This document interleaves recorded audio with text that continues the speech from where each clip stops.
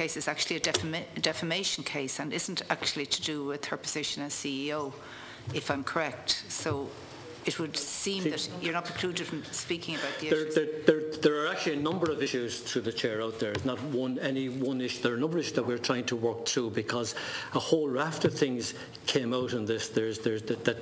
So we're trying to pull together the whole lot to try and get an overall solution.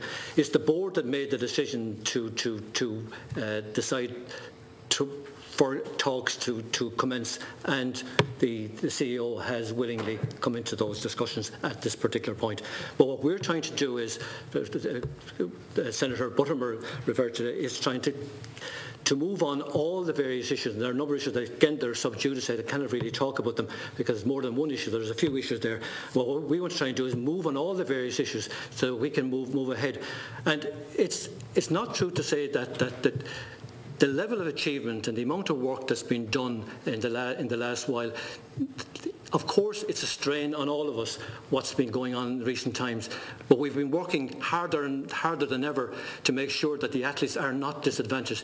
And it's quite clear from what has been done in the past six months, the levels of achievement is unprecedented in Irish athletics. And it's not like other sports. You can actually track the achievement by looking at the ranking list, the Irish ranking list and the various things, the number of achievers at the various things, the numbers of people that have actually moved on to our first level, say, of our high performance programme, Youth Achievers. It's twice as many as ever before. The numbers of athletes who've qualified for the European Youth Olympics, it's twice as many that can actually go, which is way beyond anything previously. The number of athletes who have qualified for the European Junior Championships is much higher than ever before. The number of athletes who have qualified for the European Under-23 Championships, and the Farm League programmes, the numbers of athletes that took part in the Irish Schools Championships, and the level of achievement. So all of that work is actually going on. And it is frustrating for us, the additional work that's there as a consequence of this.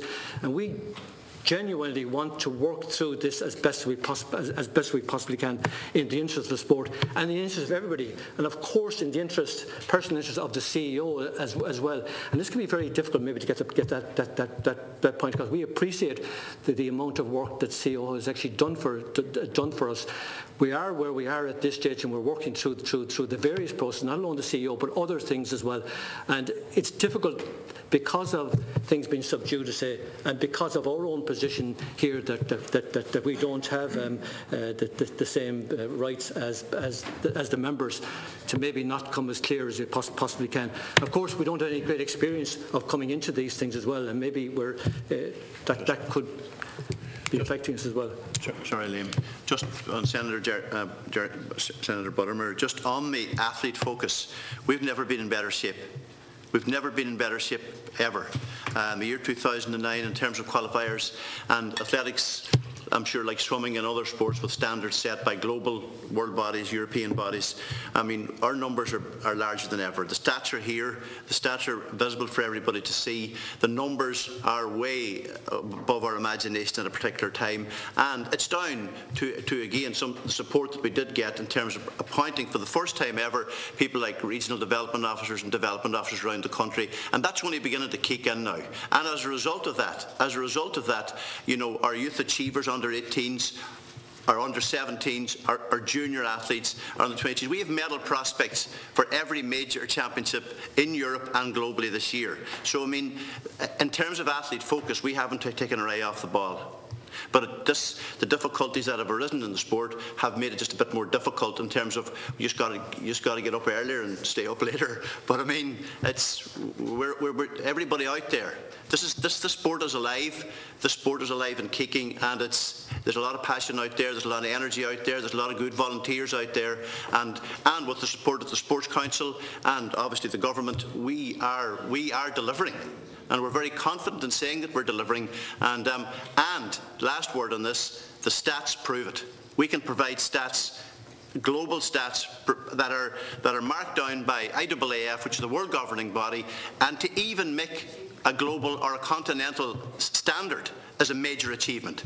If you've got an 18-year-old that makes a European standard, you've got an athlete. And the fact that we had 30 athletes qualify and we only allowed 14 positions to go to the Youth Olympics, we have disappointment. So we're in good shape.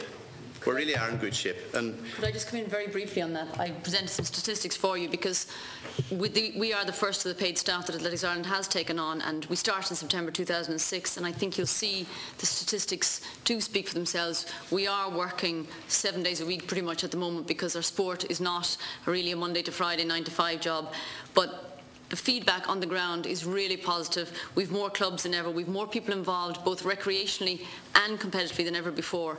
And back to your point of keeping the athletes to the fore, I do really feel that the development department and the high performance department at both ends of the spectrum are keeping the athletes to the fore, and public money is being well spent in these areas.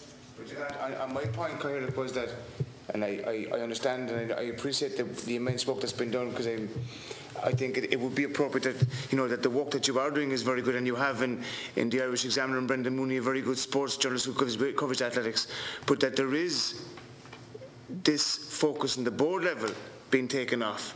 And if you didn't have the undercurrent, imagine what perhaps could be achieved if your sole focus was just on that.